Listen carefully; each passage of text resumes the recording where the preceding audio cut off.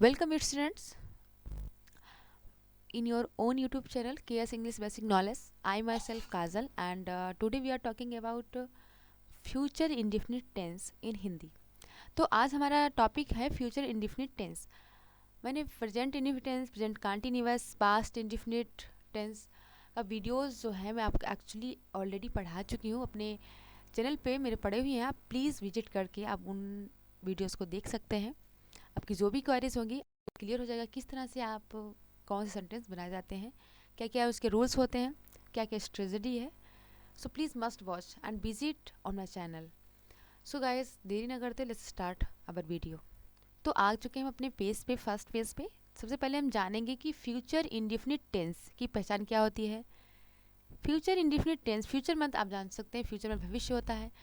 जो चीज़ निश्चित ना हो कि वो भविष्य में जिसकी घटना भविष्य में होने वाली हो, जैसे आप जिसमें देख पा रहे होंगे कि, तो इसकी सबसे पहले इसकी पहचान देखते हैं, इसकी आगे रिकॉग्नाइजेशन क्या होती है. फ्यूचर इंडिफिनिट टेंस के हिंदी वाक्यों की क्रियाओं के अंत में गा गी गे आदि शब्द आते हैं. जैसे कि वह खाना खाएगा, वह पढ़ेगा. फ्यूचर इंडिफिनिट टेंस के वाक्यों में हम भविष्य में होने वाली घटनाओं या कार्य की जानकारी प्राप्त करते हैं. भविष्य में होने वाले कार्यों के समय की कोई निश्चित जानकारी नहीं होती. ये नहीं होता कि वो काम होगा या नहीं होगा. जैसे कि हम एग्जाम्पल के थ्रू देख लेते हैं. वह कानपुर जाएगा, एक मिनट, तुम अपना काम करोगे, वे फेल नहीं तोड़ेंगे, ETC. इस तरह से सेंटेंसेस होते हैं जिनमें लास्ट में गागी गे आता है. आइए अब जानते हैं कि इसकी स्ट्रेटजी क्या होती है, रूल्स क्या होते हैं. देखिए, फ्यूचर इंडिफिनिट टेंस की हेल्पिंग वर्ब शैल और विल होती है वाक्यों में फर्स्ट पर्सन प्रोनाउन सब्जेक्ट्स के साथ. देखिए, इसमें होता क्या है कि इसमें सिर्फ आई और बी के साथ सेल लगता है. अदर जो भी जितने भी सब्जेक्ट्स होते हैं उनके साथ आपको विल लगाना है. क्या लगाना है? विल. इसमें लिखा है मुख्य क्रिया के रूप में वर्ब का प्रयोग फर्स्ट का प्रयोग करते हैं. उसके बाद जैसा कि मैं ऑलरेडी आप लोगों को बता चुकी हूँ कि इसका जो रूल पहला नंबर होता है, आई और बी के साथ सेल का प्रयोग करते हैं और जितने भी अदर सब्जेक्ट्स होते हैं उनके साथ विल का प्रयोग करते हैं. बट इसमें एक चीज़ नोटिस की जाती है कि यदि किसी भी सेंटेंस में धमकी की संभावना हो, डरता या वचन का बोध होता है, तो वहाँ पे हम आई बी के साथ विल का प्रयोग करते हैं, ना कि सेल का प्रयोग करते हैं. और अदर भी जितने उनके साथ सेल का प्रयोग करते हैं, उनके साथ विल का प्रयोग हम नहीं करते हैं, कट हो जाता है. तो थोड़ी इसकी हम एग्जाम्पल देख लेते हैं ताकि हमें समझने में सरलता मिले. सबसे पहले हम जानेंगे कि इसके अफर्मेटिव सेंटेंस कैसे बनते हैं, जिन्हें हम साधारण वाक्य भी कहते हैं. तो सबसे पहले हम इनमें क्या इसकी स्ट्रक्चर क्या है ये देखते हैं. सबसे पहले हम सब्जेक्ट रखते हैं. सब्जेक्ट के अनुसार हम सेल और विल का प्रयोग करते हैं. उसके बाद हम मेन वर्ब की फर्स्ट फॉर्म लगाते हैं. उसके बाद जो भी शब्द बचते हैं ऑब्जेक्ट उसका रख देते हैं. उसके बाद जो भी शब्द बचते हैं उनको लगा देते हैं.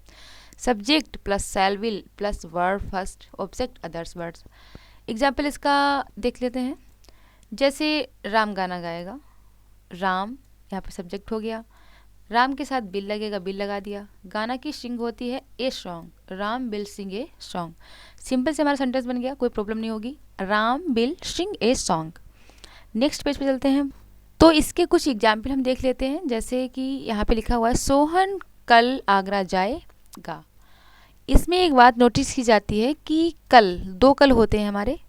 एक हमारा वो कल जो बीत चुका है, दूसरा वो कल होता है जो हमारा आने वाला है. ध्यान रहे, जो कल आने वाला होता है यानी कि फ्यूचर वाला कल, उसमें हम टुमारो लगाते हैं, बल्कि जो हमारा बीत चुका होता है उसमें हम एस्टरडे लगाते हैं, जो बीता हुआ कल होता है. तो ये फ्यूचर टेंस है, इसमें हम क्या लगाएंगे? टुमारो ही लगाएंगे. तो यहाँ पे आप देख पा रहे होंगे सोहन कल आगरा जाएगा. इसमें सोहन क्या हो गया? हमारा सब्जेक्ट हो गया, सोहन लगा दिया. सोहन अकेला है, सोहन के साथ हम क्या लगाते हैं? विल लगाते हैं. यहाँ जाना मेन वर्ब है तो गो लगा दिया. गो टू आगरा, आगरा लगा दिया. उसमें कल की क्या है? टुमारो लगा दी.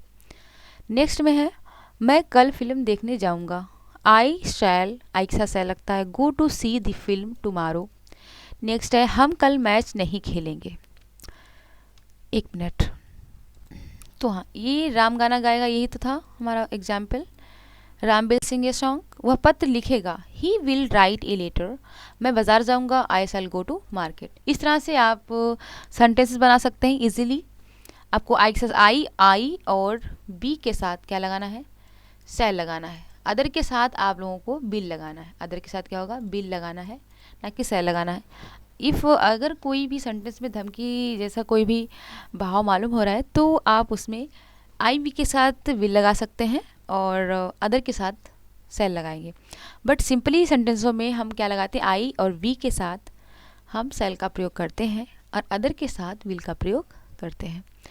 चलते हैं नेक्स्ट पेज पे। कुछ वो सेंटेंस जिनमें हमें लगता है कि जैसे कि धमकी जैसे सेंटेंसेस होते हैं, उनके एग्जाम्पल देख लेते हैं। जैसे कि मैं तुम्हें मार दूंगा, आई विल किल यू। अक्सर लोग जब भी कोई फाइटिंग वगैरह होती है, झगड़ा हो जाता है हमारा, तो अक्सर लोगों में तो अधिकतर जो इंग्लिश का यूज़ करते हैं वो एक्चुअली बोल देते हैं, बॉयज़ हैं गर्ल्स हैं, बोल देती हैं कि आई विल किल यू, मैं तुम्हें मार दूंगा। दूसरा सेंटेंस वहाँ पे मिला, हम आपको अवश्य मिलेंगे। इस सेंटेंस में ऐसा लग रहा है कि कोई किसी को प्रॉमिस कर रहा है। यहाँ पे प्रॉमिस दिखाया गया है, जहाँ पे प्रॉमिस दिखाया जाता है वहाँ पे भी क्या होता है, वी के साथ जस्ट अपोजिट लगता है, क्योंकि ये कंडीशनल सेंटेंसेस होते हैं। और कंडीशनल सेंटेंसेस में आई के साथ विल, वी के साथ भी विल लगता है, अदर के साथ शैल लगता है। तो we will meet you, I will kill you, we will meet you. Next देखिए, वह इस समस्या को हल जरूर करेगा।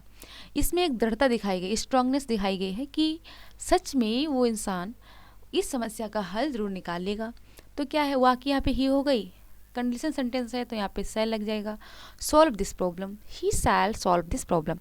इस तरह से धमकी, वचन और दृढ़ता वाले सेंटेंसेस बनाए जाते हैं। चलते हैं नेक्स्ट पेज पे। हमने अफर्मेटिव की जो भी स्ट्रक्चर था मैंने जान लिया। अब हम जानते हैं कि निगेटिव सेंटेंसेस को फ्यूचर इंडेफिनिट टेंस में कैसे बनाते हैं, जिन्हें हम हिंदी में नकारात्मक सेंटेंस भी कहते हैं। इन सेंटेंसों में कुछ भी आप लोगों को नहीं करना है, बस जो रूल आपने अफर्मेटिव में अपनाया था वही रूल यहाँ पे भी है, बस थोड़ा सा डिफरेंस होता है। सो मैं इसकी स्ट्रक्चर आप लोगों को बता देती हूँ। सबसे पहले इसमें सब्जेक्ट लगाना है, जो भी आपका सब्जेक्ट है उसके अनुसार आपको शैल विल लगाना है। शैल विल के जस्ट आपको नहीं के लिए नॉट का यूज़ करना है, अदरवाइज आपको सेम ही सेंटेंसेस बनाने हैं। इसके कुछ एग्जाम्पल्स हैं। वह कल पत्र नहीं लिखेगा, तो सबसे पहले इसकी कर्ता क्या है, वह है। कर्ता यहाँ पे वह है तो वह की क्या हो गई, ही हो गई। ही के साथ विल लगाते हैं, उसके बाद हमने जस्ट नॉट लगा दिया। And write a letter, he will not write a letter. Second है, मैं तुम्हें नहीं बुलाऊंगा। आई के साथ से लगता है, आप लोगों को मैं ऑलरेडी बता चुकी हूँ, तो I shall not call you, I shall not call you. अध्यापक कल अंग्रेजी नहीं पढ़ाएंगे, तो the teacher will not teach English tomorrow.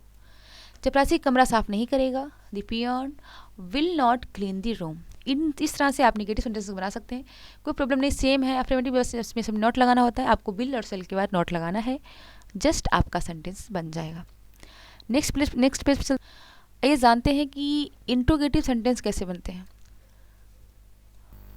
तो आइए जानते हैं इंट्रोगेटिव सेंटेंस क्या होते हैं। आपको पता ही है कि हर इंट्रोगेटिव सेंटेंस जो होते हैं दो प्रकार के होते हैं। वो सेंटेंस जिसमें क्या शब्द स्टार्टिंग में आता है, और दूसरे वो शब्द जिसमें क्या, क्यों, कहाँ, जितने भी क्वेश्चन वर्ड्स होते हैं वो मिडल में आते हैं, बीच में आते हैं। सबसे पहले जानेंगे कि सबसे पहले अगर क्या स्टार्टिंग में आता है तो वो सेंटेंसेस कैसे बनाते हैं। देखिए इसकी स्ट्रक्चर क्या है। तो सबसे पहले हम सब्जेक्ट के अनुसार शैल या विल लगा देंगे, उसके बाद सब्जेक्ट, वर्ब, ऑब्जेक्ट और अदर वर्ड्स लिख देते हैं। जैसे कि इसमें सेंटेंस है, क्या तुम कल गरीबों की मदद करोगे। तो सबसे पहले तुम की यू होती, यू के साथ हम क्या लगाते हैं, बिल लगाते हैं, तो बिल लगा दिया। Will you help the poor tomorrow. Next है, क्या हम कल मिलेंगे, तो हम के साथ बी के साथ शैल लगता है, तो shall we meet tomorrow. Interrogative mark just very compulsory. यदि यही क्या जो होता है बीच में आ जाए, जैसे कि वह शनिवार को क्यों आएगा, यहाँ पे लगता है क्यों आएगा, तो सबसे पहले हम क्या करेंगे, इन वर्ड्स की इंग्लिश लिखते हैं, तो यहाँ पे हम लगा देंगे भाई। फिर will he come here on Saturday.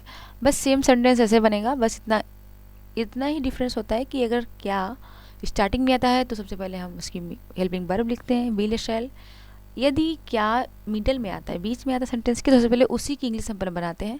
अगर क्या है, क्यों है, कहाँ है, कैसे, कोई भी इंट्रोगेटिव वर्ड्स हो तो वहीं पे हम उसकी सबसे पहले उसकी इंग्लिश बनाते हैं, उसके साथ बिल सेल लगाते हैं, उसके बाद हम अपना subject he, she, it, I, we जो भी हो लिखते हैं। उसके बाद हम मेन वर्ब लिखते हैं, उसके बाद ऑब्जेक्ट, उसके बाद जो अदर्स वर्ड्स होते हैं उनको लिख देते हैं। इस तरह से हमारे इंट्रोगेटिव सेंटेंसेस कंप्लीट हो जाते हैं। आई होप आप लोगों को सेंटेंस समझ में आ गए होंगे। If you understand it, please comment in comment box.